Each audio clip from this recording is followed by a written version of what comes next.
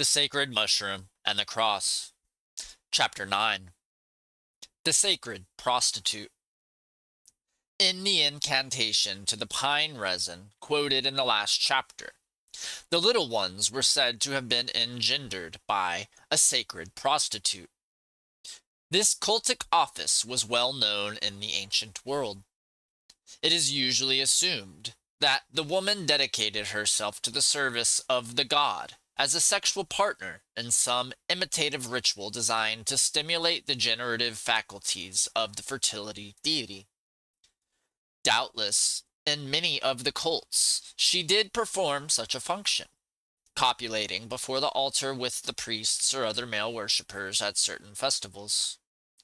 However, that this was not her only form of service, or even necessarily her prime function, is indicated by the vegetation reference of the kukru incantation. In the Bible, the cultic title is used in one case when the woman plays the part of a common whore, where Tamar seduced her father-in-law at the roadside. But elsewhere, the sacred prostitute plays her proper religious role, and is associated, like her sister of the kukru incantation, with hills and trees.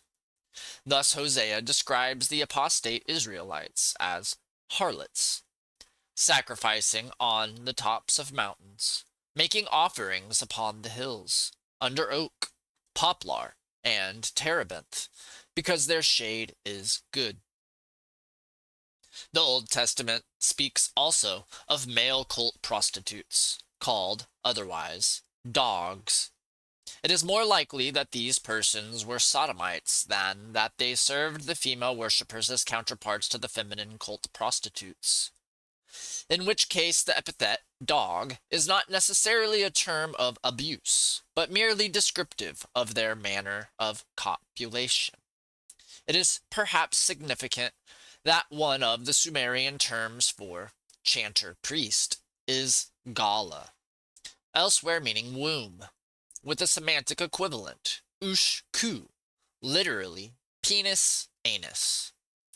Their prime purpose may then have been as a means of providing or extracting semen for cultic purposes, particularly for the priest's anointing as a symbolic phallus before the god, a Christ.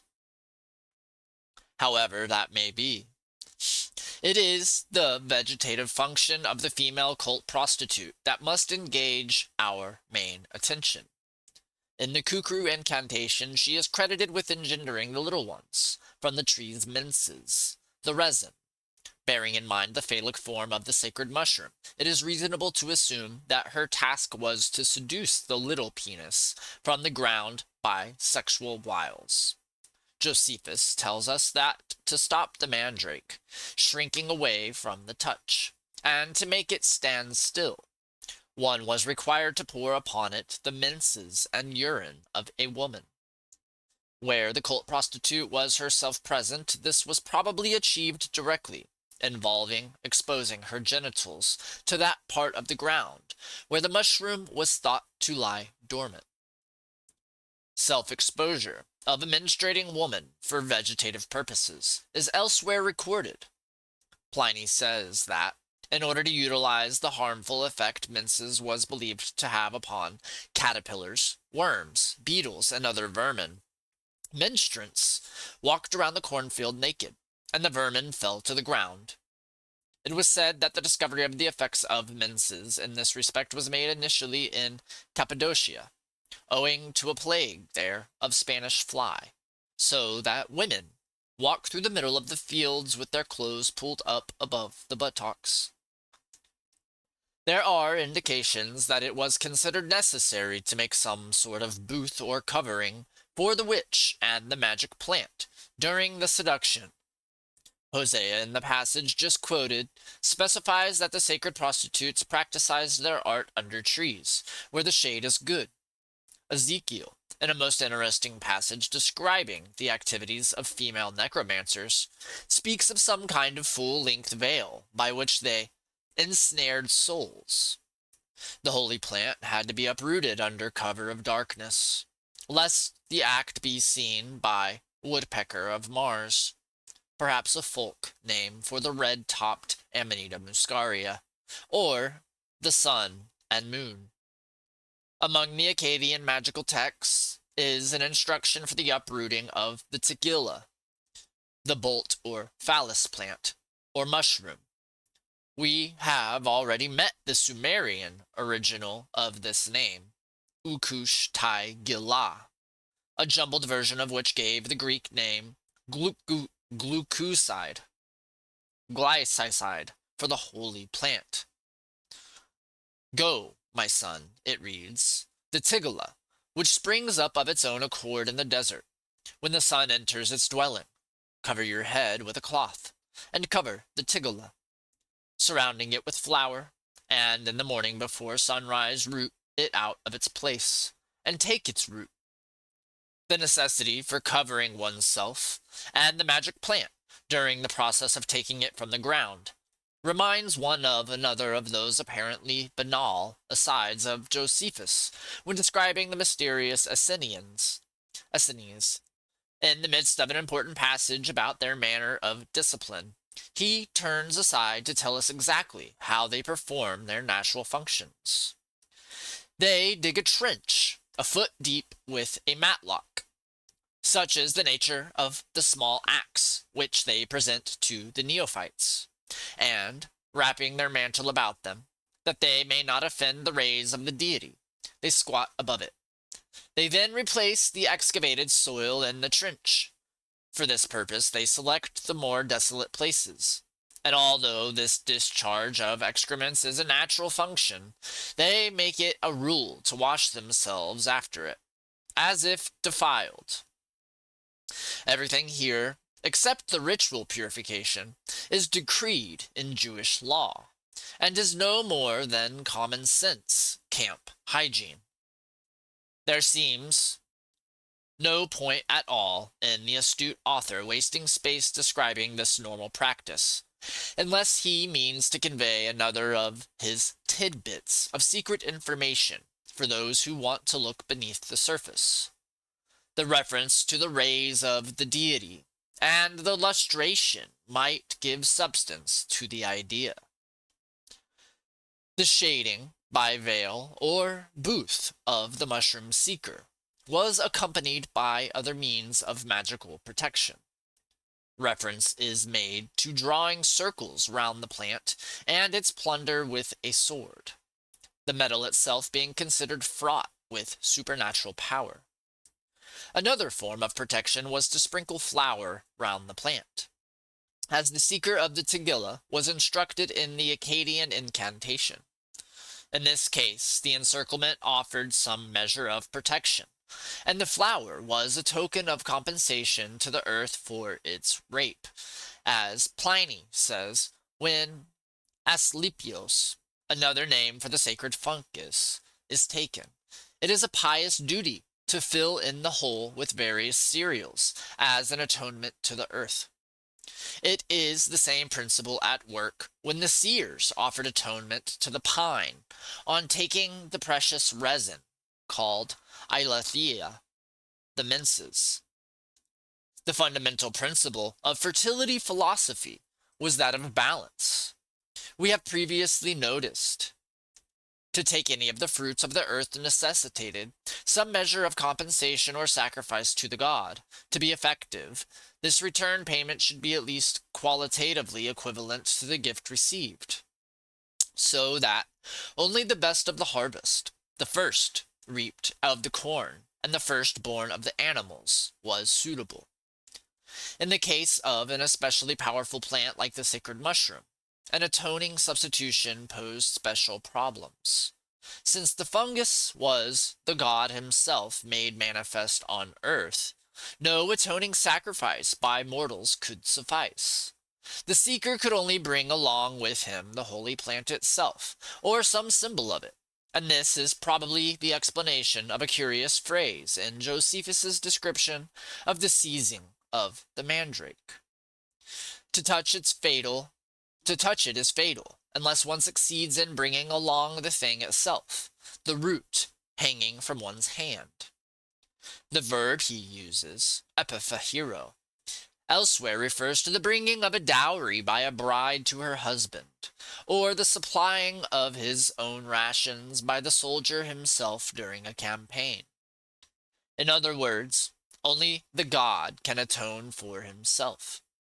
And herein lies the basis of the Christian doctrine of the incarnation and atonement, which we must examine afresh in its cultic context in a later chapter.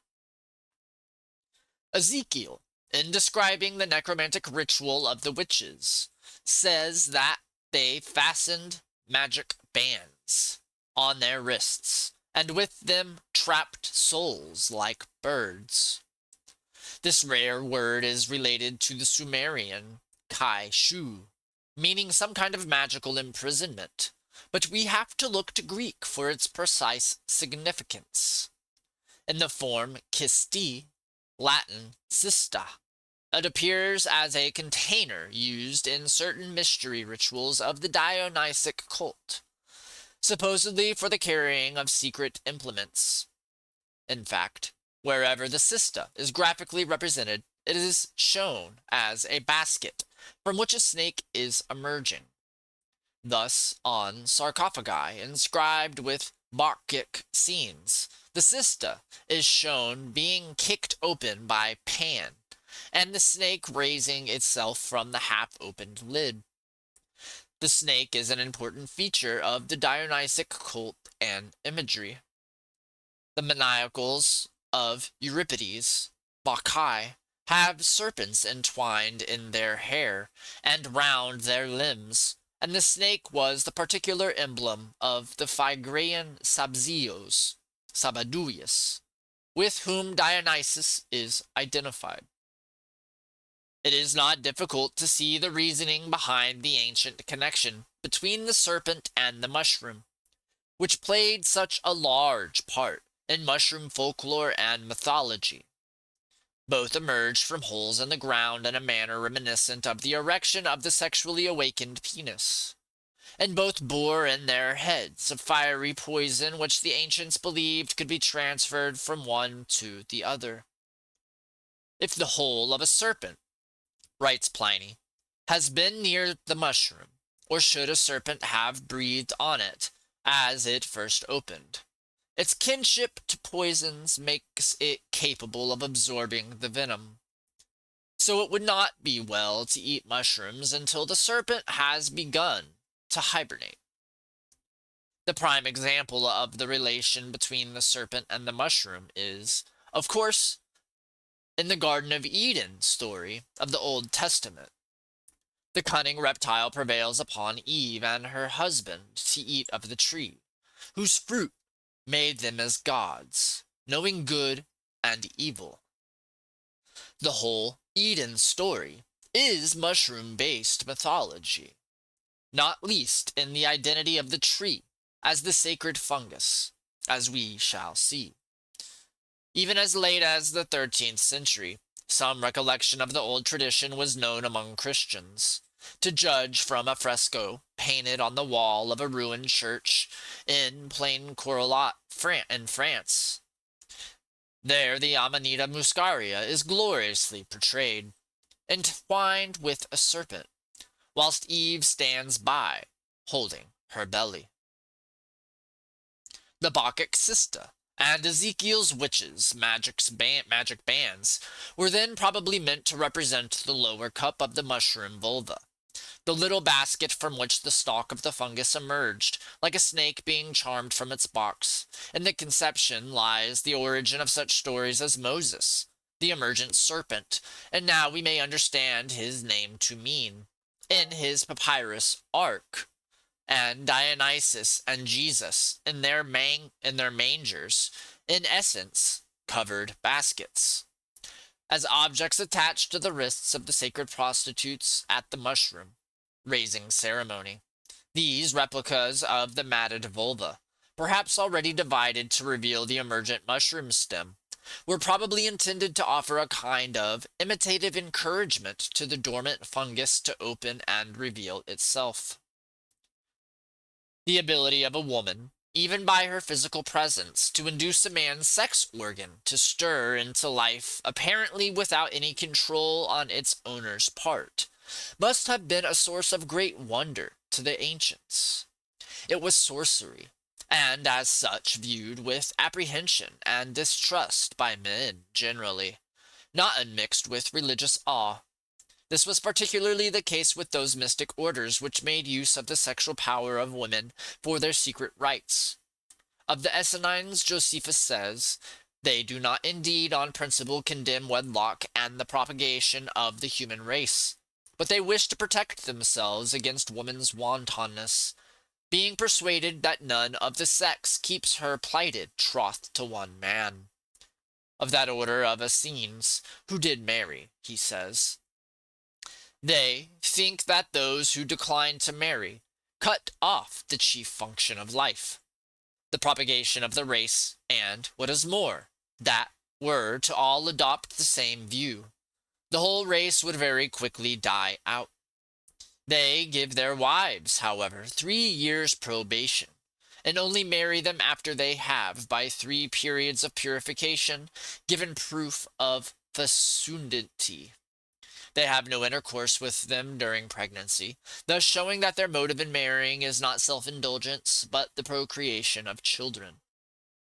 One is reminded of the Church's oft reiterated edict that the purpose of marriage is the procreation of children. It comes as something of a shock to us in the Western world, after centuries of religiously inspired Puritanism, to learn that the ancients attributed the greater inclinations towards sexual indulgence to women. It was said that the seer, Tiresias, was chosen by Zeus and Hera to decide on the question whether the male or female derived most pleasure from sexual intercourse. He replied that of the 10 parts of coitus, a man enjoys one only, but a woman's senses enjoy all 10 to the full. However that may be, there is no doubt that the sexual power of women was vital to the mystery cults, and accounts in large measure for their attractiveness to women from the earliest times.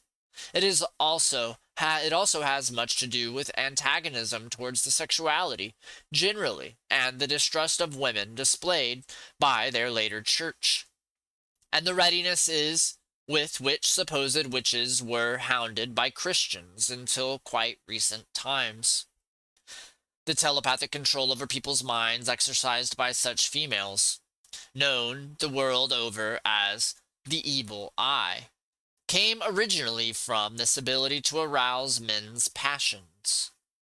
The Latin fascinus, from which our fascination comes, as well as meaning bewitching, was also the proper name of a deity whose emblem was the erect penis. And this, indeed, as we can now appreciate, is the original source of this word, and the Greek baskanos, sorcerer. It was believed that the malign influences of fascination, which came to be extended to any form of mental dominance, could be averted by wearing on the person a model penis, rather as the Christian symbol of the cross is currently displayed by those within and without the church to ward off evil. The worship of Fascinus was entrusted to the Vestal Virgins, a further indication of the sexual nature of their sacred fire. A similar connection between sexual influence and sorcery appears in the derivation of our word magic. Its immediate source is the Latin magus, representing the Old Persian magush, the title of a religious official whose power of mind and body earned him a reputation for sorcery.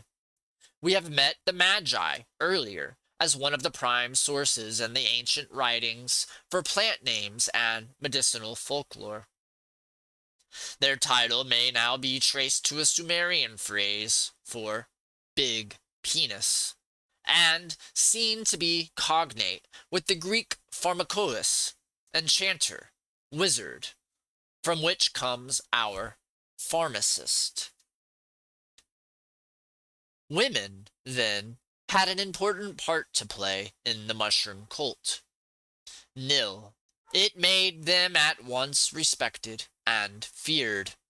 Their power over men, and particularly over the male organ, seemed magical, and the technical term for this influence, fascination, became extended to any form of mental dominance, usually of a malign character. Details of the way in which the cultic prostitutes drew forth the phallic mushroom can only be deduced from names and scattered references in literature, but one term seems continually in evidence in describing their activities: lamentation. Just what this implies in its religious sense is the subject of our next chapter. End of chapter 9. The Sacred Mushroom and the Cross.